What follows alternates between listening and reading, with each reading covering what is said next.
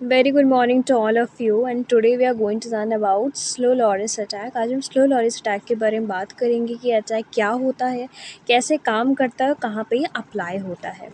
तो चलिए स्टार्ट करते हैं। आज मैं कलर ले लेती हूँ orange. Okay. Solaris is an application layer attack which operates by utilizing partial HTTP request। क्या कह रहा है? Solaris अटैक कहाँ होता है? ये एप्लीकेशन लेयर पे होता है। ये हमारा OSI मॉडल होता है। OSI मॉडल, इसमें सबसे ऊपर एप्लीकेशन लेयर होती है। यहाँ पे 7 लेयर्स होती हैं। कितनी होती हैं? 7 लेयर्स होती है। तो ये कहाँ काम करते हैं? सबसे ऊपर वाले लेयर पे काम करता है, एप्लीकेशन लेयर पे। Which operates by utilising partial HTTP request. यहाँ पे क्या करता है ना, बहुत सारी HTTP रिक्वेस्ट भेजता है सर्वर को, ठीक है।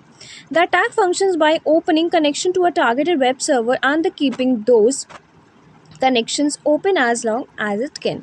कह रहे हैं ये जो अटैक है ना, इसका फंक्शन ये है कि ये कनेक्शंस को ओपन करता है जो टारगेटेड वेब सर्वर के होते हैं और उनको वैसे रहने देता है जब तक कनेक्शंस ओपन हो सकते हैं, तब तक उनकी जो लिमिट है तब तक। Okay, Solaris is not a category of attack but is instead a specific attack tool designed to allow a single machine to take down server without using a lot of bandwidth। कह रहा है कि ये कोई category of attack नहीं है, लेकिन ये एक स्पेसिफिक अटैक है। इसको हम कैटेगरी में नहीं कह सकते, लेकिन हम इसे स्पेसिफिक अटैक कह सकते हैं। यहाँ पे मैं लिख दे रही हूँ, स्पेसिफिक अटैक कह सकते हैं, ठीक है।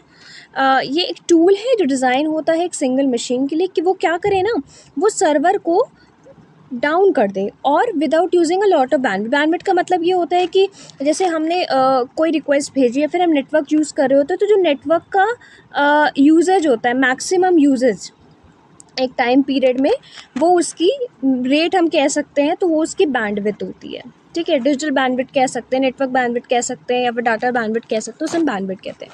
Unlike bandwidth consuming reflection based DDoS attacks such as NTP amplification, this type of attack uses a slow amount of bandwidth and instead aim, एक minute, to use up server resources with requests that seem slower than normal but otherwise mimic regular traffic। कह रहा है कि ये जो bandwidth consuming reflection based DDoS attacks होते हैं, जैसे कि NTP एम्पलीफिकेशन, इसका फुल फॉर्म होता है नेटवर्क ट्रांसफ़र प्रोटोकॉल, ठीक है।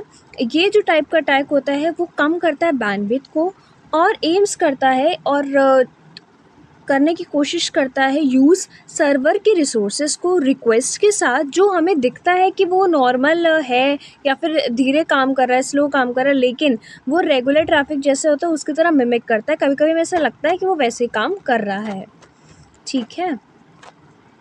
Okay, It falls in this category of attacks known as low and slow attacks। कह रहे हैं ये जो अटैक है ये इस कैटेगरी में आता है जहाँ पे हम लो और स्लो अटैक्स में इसको हम कह सकते हैं कि इस टाइप का अटैक है। The targeted server will only have so many threads available to handle concurrent connections. Targeted server के पास क्या होता है, बहुत सारे थ्रेड्स होते हैं अवेलेबल, सो दैट वो कंकरेंट कनेक्शंस को हैंडल कर पाए। भाई कोई कनेक्शन हो रहा है तो उसको भी तो हमें हैंडल करना है ना, तो वो कौन कर रहा है? सर्वर कर रहा है ना। तो यहाँ पे भी वो ये चीज़ कह रहे हैं। यहाँ पे कहने का मतलब ये है। अब एक चीज़ मैं बताना भूल गई, हाँ, ये NTP एम्पलीफिकेशन जो है ये भी एक टाइप का अटैक होता है। इसको हम कहते हैं नेटवर्क ट्रांसफ़र प्रोटोकॉल, ठीक है।